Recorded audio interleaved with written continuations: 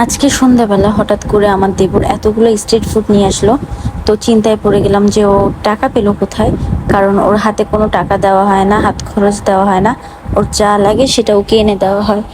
পরে শুনলাম যে ওর ভাই ওকে 500 টাকা খেতে দিয়েছে, সেটা দিয়ে ও বাইরে খরচ না করে বাসায় এতগুলো খাবার নিয়ে চলে আসলো।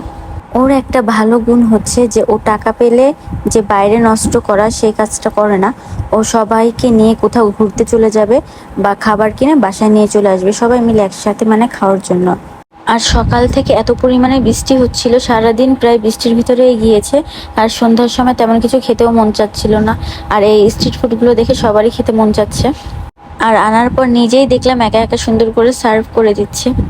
নিউ মার্কেটের স্ট্রিট ফুডগুলো টেস্টই আলাদা, বাট হচ্ছে আমাদের দৌলতপুরে এখন কিছু কিছু ফুড কার্ট বসে, কিন্তু সেখানে সবগুলো আইটেম অ্যাভেলেবেল থাকে না। তো পিৎজা থাকে, মিট বক্স থাকে না, এরকম আর কি। এই জন্য নিউ মার্কেট থেকে ও এনেছিল।